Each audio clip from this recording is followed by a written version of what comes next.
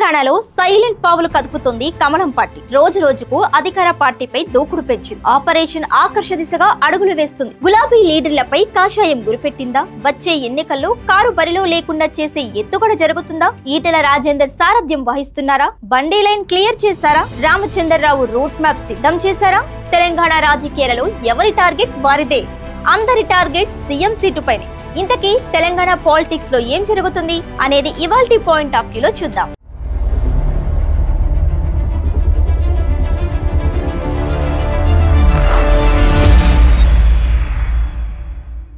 Welcome to Khyati connects. నేను సిరి. తెలంగాణలో అధికారమే లక్ష్యంగా బీజేపీ సమరశంఖం పూరించినట్లు ఆ పార్టీ రాష్ట్ర అధ్యక్షుడు రామచంద్రరావు తెలిపారు. ఆ లక్ష్య సాధనకు చేరుకోవాలంటే కాంగ్రెస్, బీఆర్ఎస్ ప్రజాద్రోహ పాలనపై పోరాటాలకు సిద్ధం కావాలని నాయకులు, కార్యకర్తలకు ఆయన పిలుపునిచ్చారు. హైదరాబాద్ సెంట్రల్ జిల్లా పరిధిలో ఆదివారం జరిగిన జిల్లా కార్యవర్గ సమావేశానికి రామచంద్రరావు ముఖ్య అతిథిగా పాల్గొని ప్రసంగించారు. పార్టీ సంస్థాగత బలోపేతానికి, రాబోయే సవాళ్లను ఎదుర్కోవడానికి ఈ జిల్లా డివిజన్ స్థాయి కార్యవర్గ సమావేశాలు ఎంతో కీలకమని ఆయన పేర్కొన్నారు. తెలంగాణలో ఏ రాజకీయ పార్టీ కూడా సంస్థాగతంగా బీజేపీతో పోటీ పడలేనిదని స్పష్టం చేశారు. రాష్ట్రంలో ఉన్న సుమారు 35,000 పోలింగ్ బూత్లలో దాదాపు 31,000 బూత్లలో పూర్తి స్థాయి బూత్ కమిటీలను కలిగి ఉన్నామని, పార్టీకి 42 లక్షలకు పైగా సభ్యత్వం ఉందని, 920 మండలాలకు గాను 870 మండలాలలో బలమైన యూనిట్లు పనిచేస్తున్నాయని తెలిపారు. గతంలో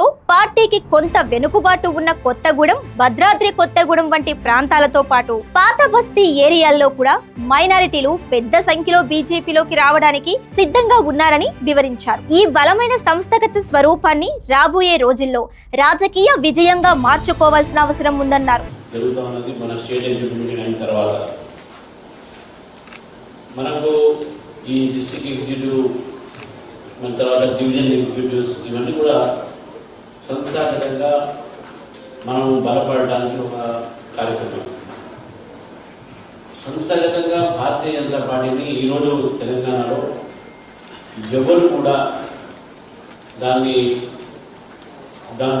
పోటీ పడలేదు. ఎందుకంటే ఈరోజు 35,000 బూత్లలో మనకు తెలంగాణ ఉంటే దాదాపు 31 బూత్లలో మనకు పూర్తి స్థాయిలో బూత్ కమిటీలు ఉన్నాయి. మనకు ఒకటి. రెండోది 42 లక్షల పైగా మెంబర్షిప్ మనకు భారతీయ జనతా పార్టీ. అంతేకాకుండా దాదాపు 920 మండలాలను కలిపితే 870 మండలాలు మనకు మండల యూనిట్స్ ఉన్నాయి. కొన్ని యూనిట్స్ కొన్ని నక్సలైట్స్ ఏరియా గతంలో అటు కొత్తగూడెం జిల్లా, భద్రాద్రి నచ్చేడు, తర్వాత ఓల్డ్ సిటీ కొన్ని ఏరియాస్లో ఉంటుంది. అది కూడా మైనారిటీస్ మనతో చాలామంది రావడానికి సిద్ధంగా ఉన్నారు. కాబట్టి ఆ మిగిలిన కూడా కొన్ని అయిపోతాయి. ఇది మన ఒక సంస్థాగతమైనటువంటి ఒక స్వరూపం. ఇప్పుడు ఆ సంస్థాగతమైన స్వరూపం మనకు రాబోయే రోజుల్లో రాజకీయంగా మనకు దాంట్లో లబ్ధి పొందాలి. రాజకీయంగా మనకు పరిణామాలు రావాలనేటువంటి ప్రయత్నం మనం చేయాలి. తెలంగాణ వచ్చిన తరువాత అధికారంలోకి వచ్చిన బీఆర్ఎస్, ప్రస్తుత కాంగ్రెస్ పార్టీలు ప్రజా సమస్యలను పూర్తిగా పక్కన పెట్టాయని రామచంద్రరావు విమర్శించారు. కేవలం తమ కుటుంబాలు, తమకు కావలసిన వ్యక్తుల స్వార్థ ప్రయోజనాల కోసమే ఆ రెండు పార్టీలు పరితపించాయని ధ్వజమెత్తారు. గత బీఆర్ఎస్ ప్రభుత్వ వైఫల్యాలు, ప్రజా వ్యతిరేకతపై బీజేపీ నిరంతరం పోరాడి ప్రజలను సిద్ధం చేస్తే గత ఎన్నికలలో కాంగ్రెస్ పార్టీ కొన్ని అబద్ధపు వాగ్దానాలు, గ్యారంటీల ద్వారా అధికారంలోకి వచ్చిందని దుయ్యబట్టారు. ఈ రెండు పార్టీల నిరుద్యోగుల గొంతు నొక్కాయని విమర్శించారు. తెలంగాణ వచ్చిన తర్వాత టీఆర్ఎస్ పార్టీ, కాంగ్రెస్ పార్టీ రెండు పార్టీలు కూడా తెలంగాణ ప్రజల సమస్యను వదిలిపెట్టేశారు పక్కకు. కేవలము వాళ్ళు, వాళ్ళ కుటుంబము, లేకుంటే వాళ్ళు, వాళ్ళ వ్యక్తులు, ఈ రెండు పార్టీలు కూడా వాళ్ళు బాగుపడుతున్నారు. తెలంగాణ ప్రజలు ఎక్కడైనా మోడీ ఆలోచనలో వాళ్ళు ఉన్నారు. చాలా ఆశ్చర్యం అనిపిస్తుంది మనకు. ఈ రకంగా కూడా కొన్ని పార్టీలు మాట్లాడతారండి. కాంగ్రెస్ పార్టీ, బీఆర్ఎస్ పార్టీ చేసిన తప్పిదాల మీద వాళ్ళు రాజకీయాల్లో అధికారం రావడం జరిగింది. ఆ అధికారంలో వచ్చేటప్పుడు ఒకసారి కాంగ్రెస్ పార్టీ గుర్తుపెట్టుకోవాలి. బిర్యానీ ఉంది, మేము తింటుంది, మీరు అది గుర్తుపెట్టుకోవాలి. బీజేపీ ఆ రోజు పోరాడి బీఆర్ఎస్ ప్రభుత్వంతో ఒక బీఆర్ఎస్ కు వ్యతిరేకంగా ఆ రోజు ప్రజలను తయారు చేస్తే కొన్ని కారణాల వల్ల మీరు ఈరోజు కొన్ని అబద్ధాల వాగ్దానాల వల్ల మీరు అధికారులు రాగలిగారు. నిరుద్యోగుల సమస్యలపై మాట్లాడే నైతిక హక్కు బీఆర్ఎస్ కు ఎంత మాత్రం లేదని మండిపడ్డారు. బీఆర్ఎస్ ఆధ్వర్యంలో నిన్న జరిగిన సభ పూర్తిగా ఫ్లాప్ అయిందని, అందులో అంతా వృద్ధులే కనిపించారని ఎద్దేవా చేశారు. కేసీఆర్ గతంలో ఇంటికో ఉద్యోగం ఇప్పిస్తానని చెప్పి మాట తప్పారని, 10 ఏళ్ల పాలనలో గ్రూప్ 1 లాంటి కీలక పరీక్షల పేపర్లను లీక్ చేసి నిరుద్యోగుల జీవితాలతో ఆడుకున్నారని ఆరోపించారు.